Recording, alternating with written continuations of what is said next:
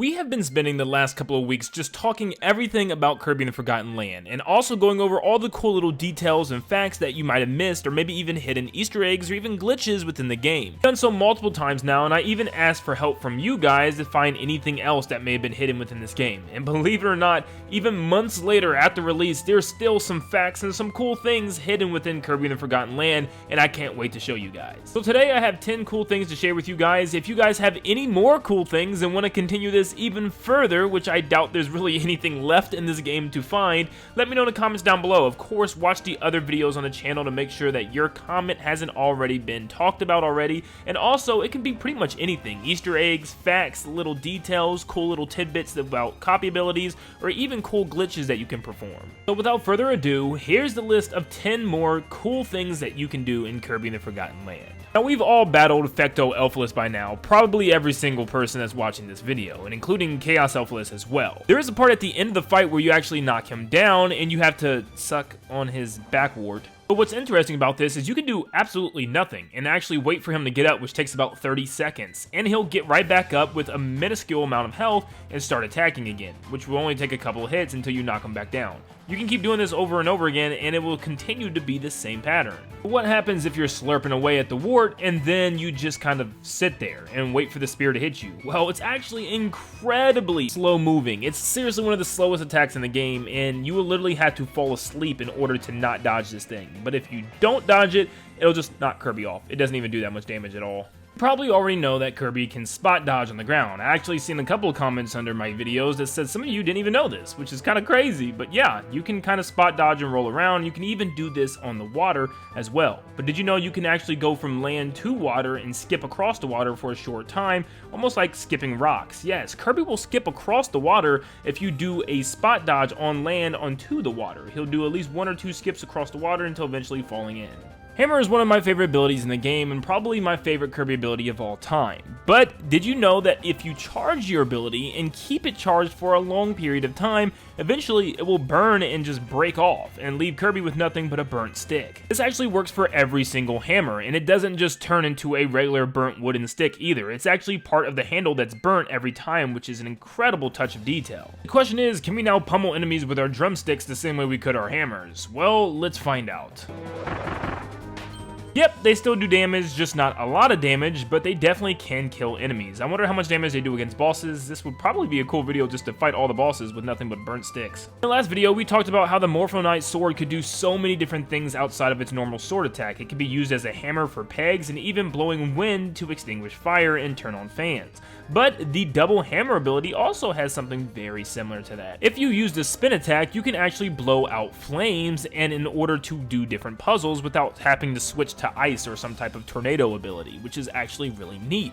But something else that's very interesting is you can do a full charge and even a medium charge, and you know the full charge sets your hammers on fire and does a blaze of fire, which is very intriguing that that actually extinguishes fire.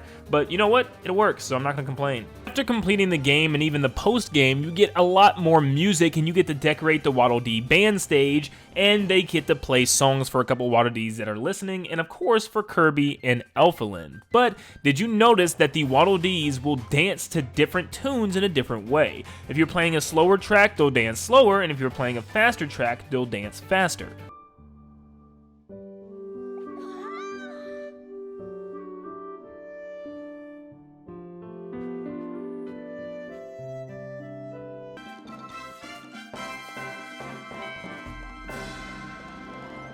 This also works the same for Elfilin and Kirby, as they'll also dance the same way.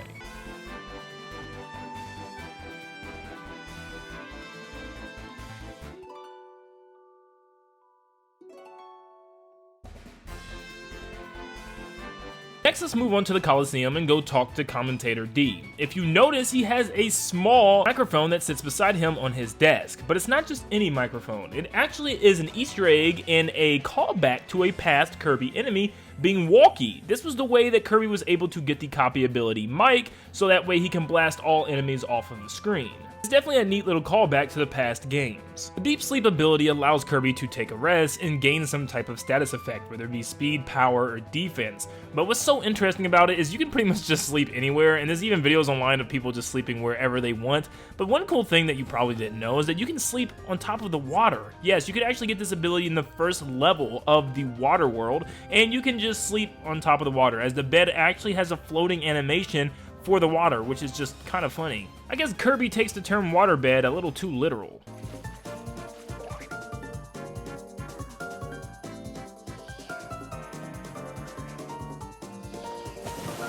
This is a cool one that I just now started to see pop up all over the internet, and it's a hidden blue coin that's actually extremely hidden.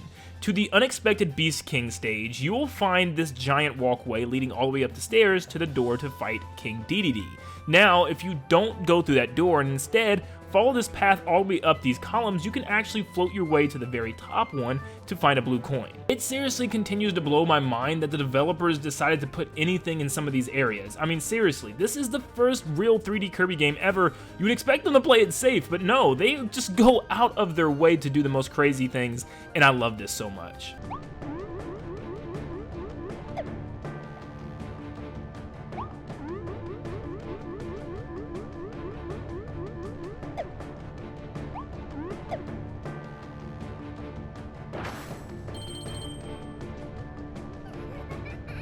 There is a Star Road stage in Redgar called Kirby's Inhale Showdown. Now this one is pretty much a callback directly to the first time Kirby stepped into 3D. Blowout Blast was a very basic 3D Kirby game that allowed Kirby to move in a very specific direction for most of the time, and this is how this mission works as well. Most of the time you're running in one direction, all the way to the right or all the way forwards, and it's just about sucking things up and throwing them out. There's no copy abilities or anything, and this was completely a reference to that. This game probably even acted as the blueprints to Forgotten Land, because it was one of the very first 3D Kirby games. Not the very first one, but one of the first. And it kind of showed how Kirby would act in this 3D space. And of course, it did really well, which obviously resulted in the Forgotten Land becoming a thing. So I think it was a really cool callback to that game, and I really like it a lot. Our last cool fact comes from the Cement Summit stage, where you get Glider Mouth Kirby.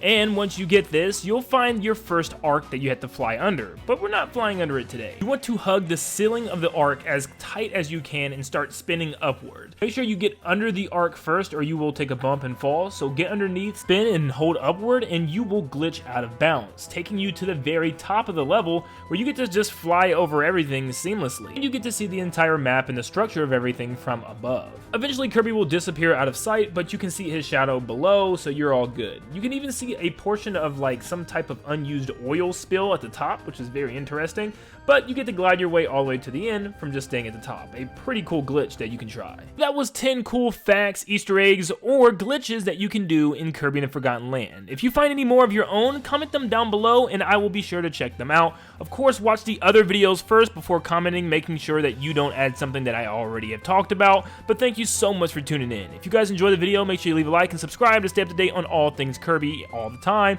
and I'll see you all on the next one. See you guys.